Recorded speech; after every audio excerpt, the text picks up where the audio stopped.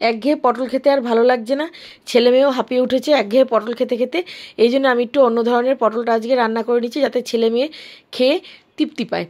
এই জন্য আমি কতগুলো বলতে আমি 500 গ্রাম এখানে ঢ্যাবা পটল নিয়েছি। এবার ছুরি দিয়ে পটলের গাগুলো ভালো করে চেঁচে নিয়েছি, আর একটা পিলারের সাহায্যে ভেতরের শাঁস বীজ সব বার করে নিলাম। এবং আমি এটা বলে রাখি যে অনেকের বাড়িতেই পিলার থাকে না, বা অনেকেই পিলার দিয়ে কাটতে পারে না, তারা চামচের পেছন দিয়ে পটলের ভেতরটা কুড়ে নিলেই হবে। এবার নিয়ে নিয়েছি একটা মিক্সির জারের মধ্যে 6খানা কাঁচা লঙ্কা আর বেশ খানিকটা কচি নারকোল নিয়ে নিয়েছি। এরপরে নিয়ে নিচ্ছি বড় চামচের 2 চামচ কালো সর্ষে, আর নেব বড় চামচের 1 চামচ পোস্ত। সামান্য জল দেবো। এরপরে জলটা এখানে কিন্তু বেশি ইউজ করা যাবে না, যেহেতু মানে এই মশলাটা হবে একদম শুকনো শুকনো।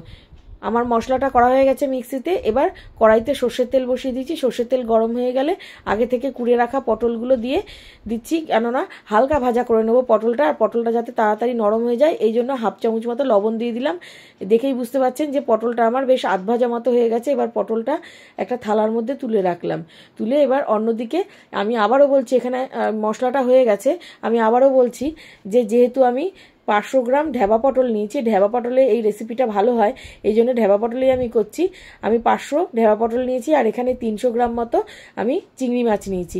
চিংড়ি মাছের মধ্যে ভালোভাবে লবণ আর হলুদ দিয়ে মানে মেখে রেখে দিচ্ছি, এবং লবণ আর হলুদ দেওয়ার ফলে যে জলটা বেরোবে চিংড়ি মাছে সেটা চিপে ফেলে দেবো।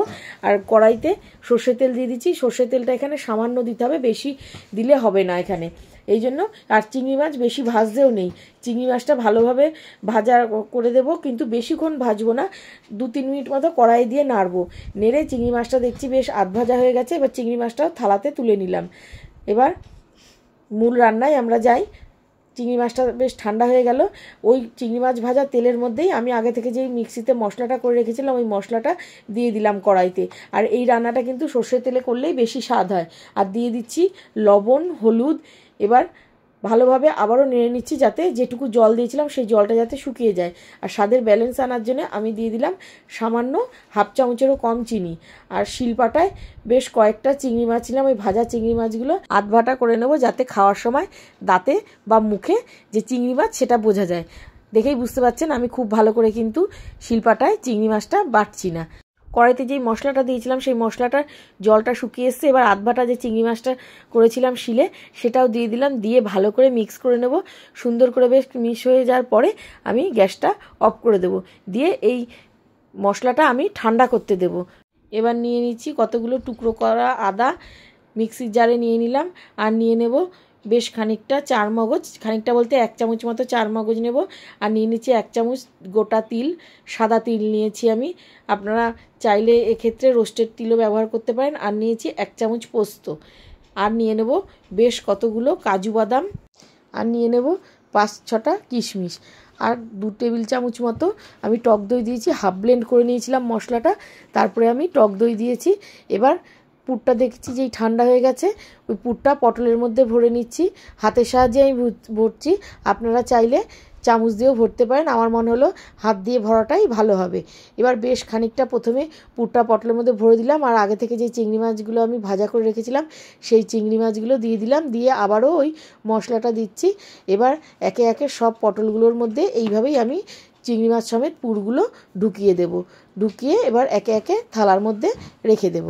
আমার এখানে চিংড়ি মাছ বেশি ছিল বলে আমি 2টো করে দিয়েছি। এবার আপনাদের ইচ্ছা মতো আপনারা চিংড়ি মাছ 2টো দেবেন না 3টে দেবেন, এটা যার যার ব্যক্তিগত ব্যাপার। আমার এখানে 2টো চিংড়ি মাছ দেওয়ার ইচ্ছা ছিল, এই জন্য 2টোই দিয়েছি। সব মশলা আমার পটলের মধ্যে ঢোকানো হয়ে গেছে। এরপরে আমি পরের স্টেপে চলে যাব। কড়াইতে সর্ষের তেল বসিয়ে দিয়েছি, 3-4টে মতো গোটা এলাচ দিয়ে দিয়েছি, আর আগে থেকে যেই মশলাটা করে রেখেছিলাম ওই মশলাটা দিয়ে দিয়েছি। আর এবার বলে রাখি, যেহেতু দই আছে আমি সেই জন্য গ্যাসটা সিম করে সব কিছু দিয়েছি।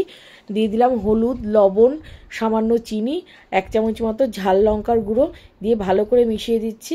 দিয়ে দেখছি যেই মশলাটা থেকে পুরো তেল ছেড়ে এসছে, এখনই আমি বুঝলাম যে আমার মশলাটা পুরোপুরি কষানো হয়ে গেছে। মিক্সির জার ধোয়া জলটাও দিয়ে দিলাম, দিয়ে খানিকক্ষণ আবারও হতে দিলাম।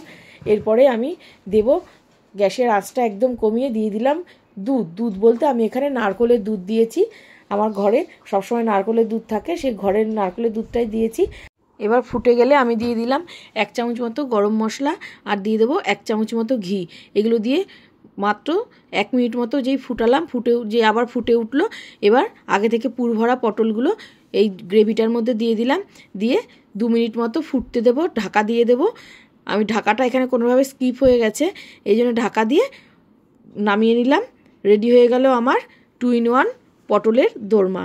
রেসিপিটা আশা করি আপনাদের ভালো লাগবে, আর ভালো লাগলে লাইক, কমেন্ট, শেয়ার করে আমার পাশে থাকবেন। আজকে তবে আসি, অন্যদিন হাজির হব অন্য কোনো রেসিপি নিয়ে।